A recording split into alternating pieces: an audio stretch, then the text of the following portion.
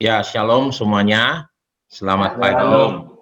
Ya, saya mau kemarin sebenarnya waktu saya bawa firman mau bagi kesaksian, tetapi karena saya belum dapat hasilnya, jadi saya pikir saya masih tahan, jadi saya sampaikan pesan Natal saja. Lalu, tapi hari ini karena saya sudah dapat hasil, walaupun belum legacy negatif, tapi karena sudah disampaikan oleh dokternya, sudah pada dasarnya sudah sembuh gitu ya, sudah tidak menulari, sudah mati virusnya, cuman sisa-sisanya masih ada gitu ya. Jadi cuman ada 2 ternyata nilai di sana, 1 sudah negatif, 1 lagi nilainya 36,5 dari 38. Karena kata dia itu alatnya otomatis, jadi ada angkanya. Selama angkanya belum 38, dia selalu akan bilang positif gitu ya. Jadi saya pikir karena memang saya sudah sehat sekali, jadi saya mau saksikan ya. Nah, saudaraku yang dikasih oleh Tuhan, ada banyak sekali saya pelajaran selama menghadapi di tahun 2020 ini ya. Ya, jadi saya mau, nah firman Tuhan yang saya mau bagikan ini nih, yang sangat terkenal kalau dari Ayub ini ya. Jadi Ayub 42 ayat 5, ya.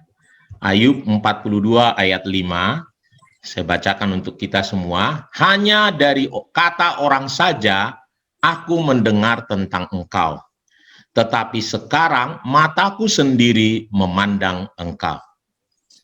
Ya. Hanya dari kata orang saja aku mendengar tentang engkau, tetapi sekarang mataku sendiri memandang engkau. Kita tahu bahwa Ayub adalah seorang yang sangat saleh hidupnya, luar biasa dibanggakan oleh Tuhan, tetapi setelah dia menghadapi masalah, dia berkata, sesungguhnya gitu, ternyata aku salah gitu ya. Hanya saya dengar dari orang saja, tetapi sekarang mataku sendiri memandang engkau. Melihat dia makin mengenal, itu saya waktu baca saya pikir apa gitu ya. Jadi kalau lihat semua dari bahasa yang lain, itu poinnya adalah melalui persoalan itu dia makin mengenal Tuhan. Yang tadinya dia berpikiran Tuhan itu begini, setelah mengalaminya, matanya sendiri melihat, pengalamannya sendiri melihat, maka dia, wow, ternyata Tuhan kita itu begini. Jadi itu juga yang saya alami ya, itu juga yang saya alami. Nah, saya mau kesaksian saudaraku ya. Jadi saya berdoa sih jangan ada yang kena COVID lah ya. Ternyata memang ngeri ya. Ngeri kok ya. Jadi saya harus bilang begini. Pada setelah saya demam, sebenarnya jadi saya sudah langsung curiga saya ini kena COVID.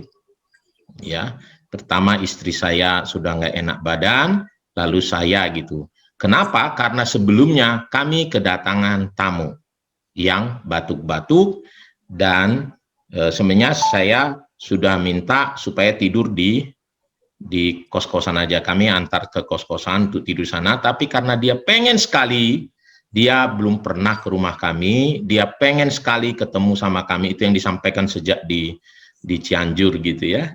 Jadi saya izinkan. Nah, jadi kami bawalah dia ke rumah untuk makan siang di rumah.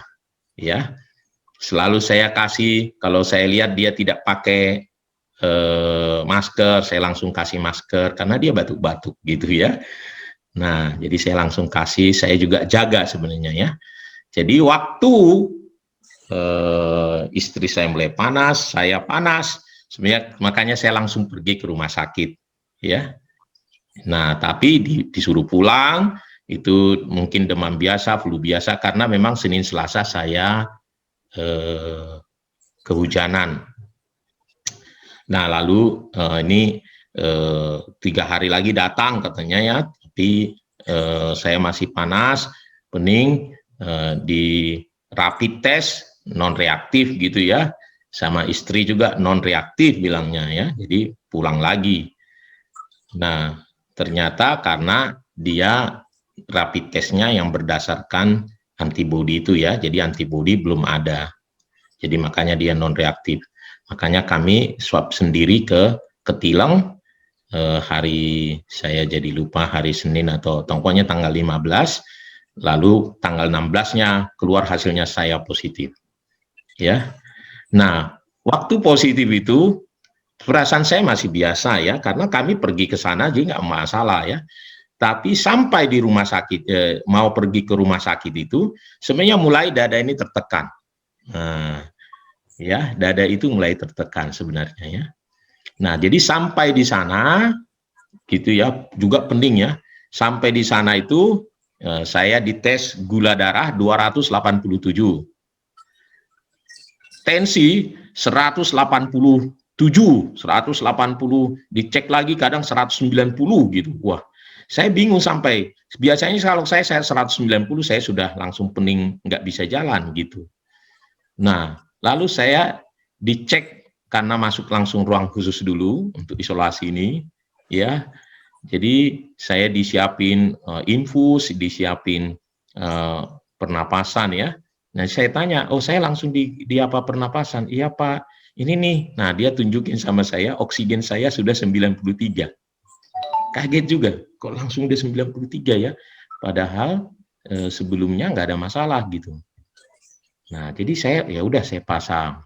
Tapi saya belum percaya ya.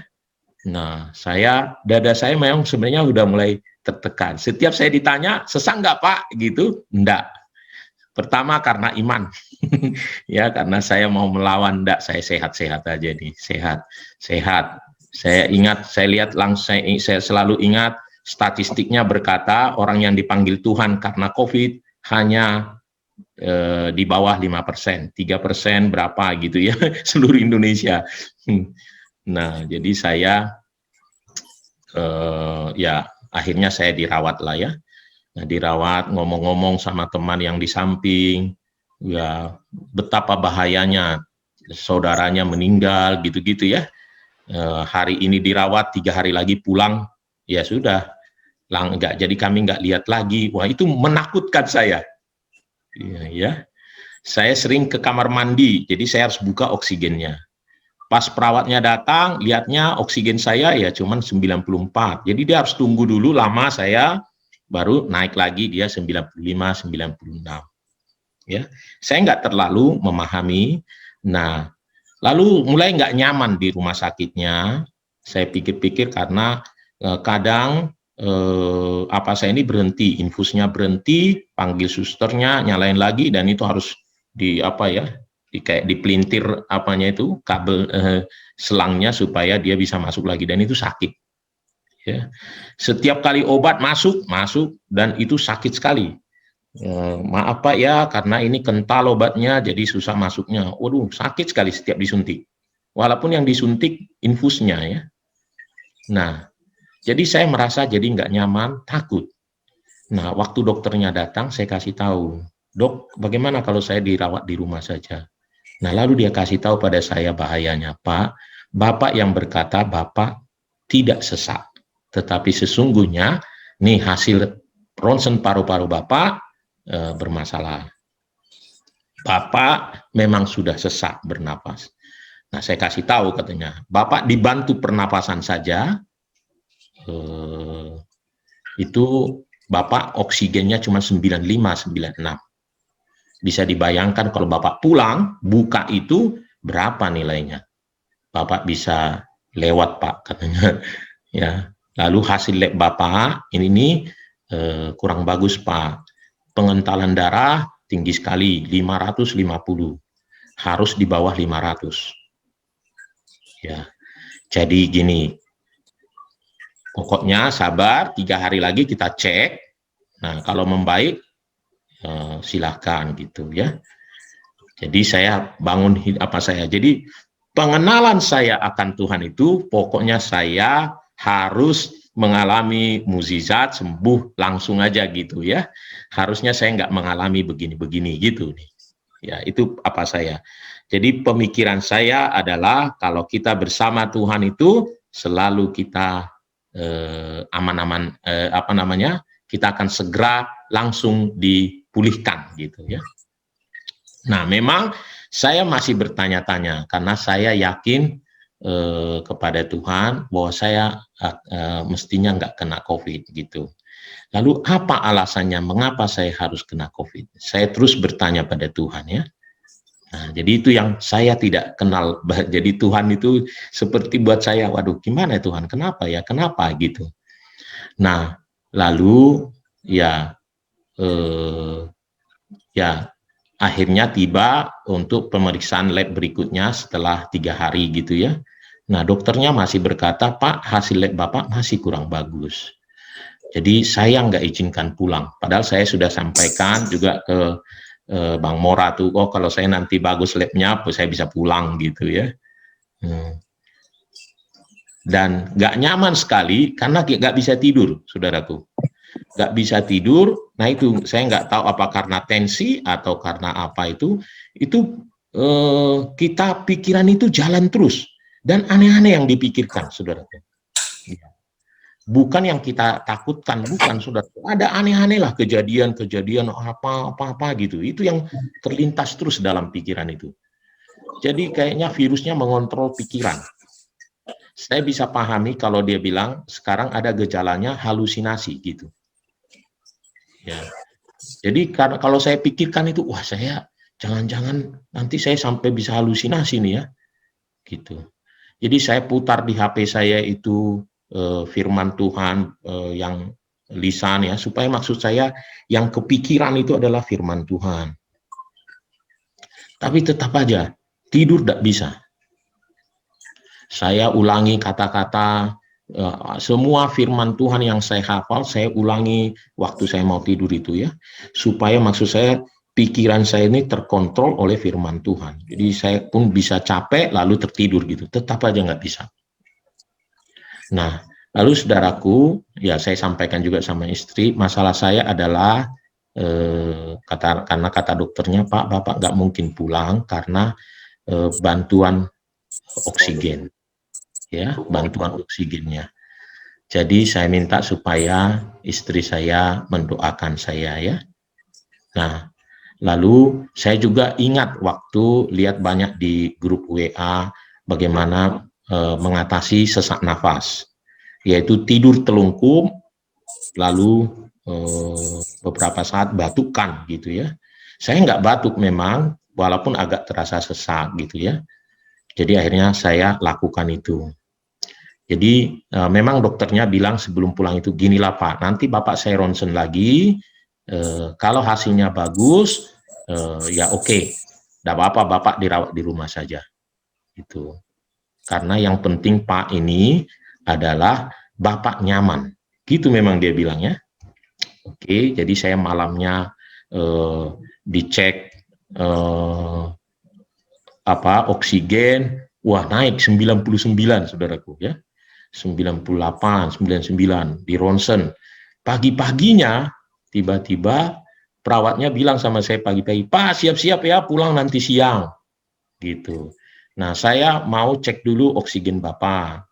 Nanti dibuat dulu, dites dulu tanpa bantuan pakai oksigen. Bapak bisa enggak? Gitu. Jadi mulai dicabut, diberhentikan gitu ya oksigennya. Dicek 2 jam lagi, ya 96 gitu ya, 97. Wah bagus Pak, udah bisa ini, bisa pulang ini katanya dia.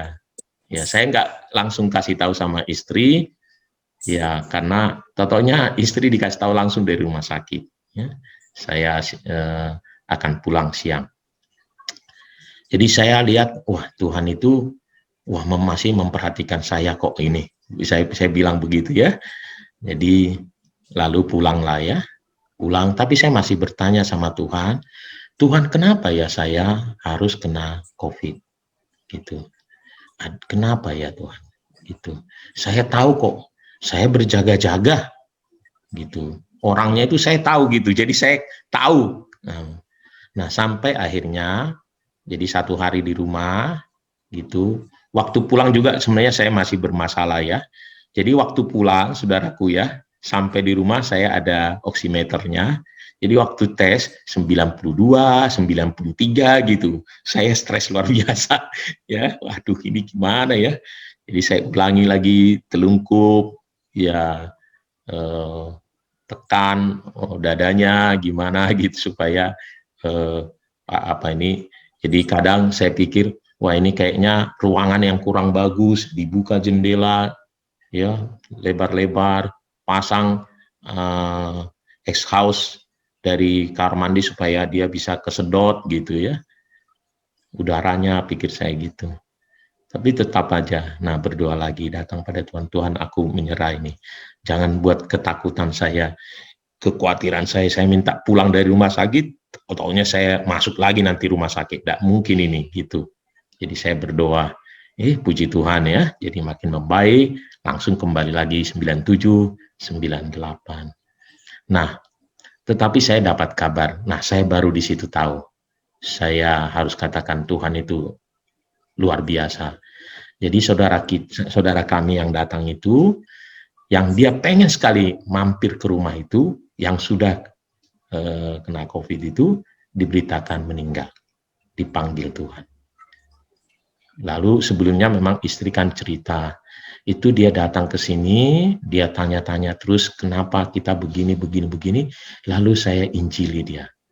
Tentu mungkin bukan langsung 4 fakta rohani, tetapi dengan cara istri saya sendiri ya, dia membagikan mengapa dia harus baik pada orang, karena Tuhan baik, Yesus baik, dia latar belakang lain ya. Nah, waktu saya lihat itu begitu, saya langsung ada di dalam hati saya, betapa Tuhan itu mengasihi banyak orang. Dia bahkan merelakan berkorban, itu kata korban. Dan memang bayangkan saudaraku ya, kami banyak kena COVID ya, bukan hanya orang Bali, kena COVID yang bersama dengan dia, membawa dia, kami bahkan tinggal di kosan juga, orang kos juga ikut gitu. Wah, banyak biayanya, korbannya. Lalu Tuhan nyatakan dalam diri saya, untuk menyelamatkan satu orang saja, saya korbankan 2000 babi. Wah, iya ya Tuhan ya. Kamu tenang gitu dalam apa, jadi kamu tenang. Kamu ada dalam kontrol. Tenang. Waduh, iya ya Tuhan, terima kasih ya Tuhan. Terima kasih gitu. Jadi saya mendapat pengalaman tentu banyak sekali. Ini dulu yang saya mau bagikan, betapa Tuhan mengasihi orang itu. Dia sebenarnya dia kalau cerita sama kita, dia sudah sakit sejak dari Probolinggo. Dia harus berbohong sama saudaranya supaya dia bisa ikut. Memang nah ini nih ya, ternyata jadi bukan hanya pengalamannya Pak Lau ini ya. Pak Lau itu bilangnya kan kadang sehat, kadang sakit gitu ya. Nah, memang virus apa ini, COVID ini ternyata memang begitu. Kadang kita sehat, saya tanggal 9 masih pemilu. Dicek nggak ada apa-apa. Pulang dari sana balik lagi 38. Ya, saya pergi ke rumah sakit untuk tes COVID, ya kan ketat tuh satpamnya cek gitu, sampai ketawa kita sama Michael, mana ya, kita udah nyata-nyata mau tes COVID kok, bisa lewat gitu, aku bilangnya. Jadi ya, padahal keluarnya kan jadi positif kok kan artinya. Padahal kita masuknya dicek, oh iya, oke, lewat. Jadi waduh, apalagi yang OTG ya. Nah, jadi saya ada dua hal tadi mengenai pengenalan akan Tuhan itu. Betullah firman Tuhan di Yakobus itu berkata ya, berbahagialah katanya kalau kita jatuh ke dalam berbagai pencobaan. Mengapa? Karena ujian terhadap imanmu itu akan menimbulkan ketekunan.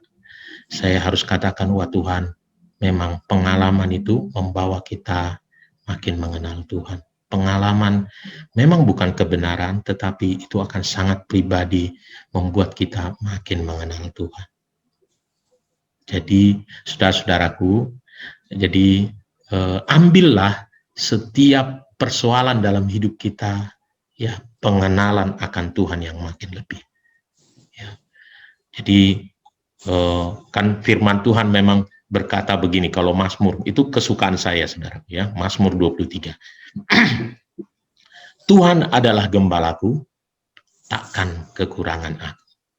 Wow. Lalu disampaikannya, ia membaringkan aku ke padang rumput yang hijau, kepada air yang tenang. Wah, semuanya ya. Lupa bahwa ada satu ayatnya lagi adalah, sekalipun aku berjalan dalam lembah kekelaman, bayangkan, dia harus berjalan dalam lembah kekelaman, harusnya dia tidak takut bahaya, sebab gada dan tongkatmu itu yang menghibur aku. Nah, itu yang sulit sekali kadang kita pahami, Allah kita itu bersama kita ketika ada dalam lembah kekelaman. Yang ada adalah rasa takut dan takut dan takut. Sekalipun saya sudah berkhotbah mengenai Petrus, misalnya, ya, mengapa kamu takut? Gitu ya. Tetapi kalau kita mengalaminya, sebenarnya harus teruji iman kita. Ya, dan ada satu hal yang menarik, saudaraku, ya. Jadi banyak orang yang tahu, teman apa gitu, yang sudah juga saudara, bahkan yang kena COVID. Jadi waktu mereka kena COVID, saya hibur mereka, saya kuatkan. Nah, apa yang terjadi selama saya kena COVID itu, perkataan saya itu mereka balikkan. Nah, Pak Pendeta, itu ini gitu ya, seperti engkau menguatkan kami, meneguhkan kami. Nah, kami juga menguatkan dengan ayat yang sama yang itu berikan, yang Pak Pendeta sampaikan. Waduh, luar biasa, saudaraku, ya. Jadi iya ya, pengalaman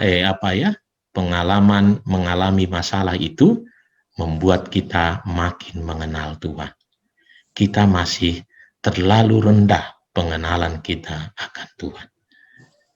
Nah, itu yang saya bisa belajar. Yang kedua adalah pengenalan akan hati Tuhan kepada banyak orang itu. Ya, dia bisa atur segala sesuatu, ya, karena kasihnya yang luar biasa. Kita harus sampai di sana.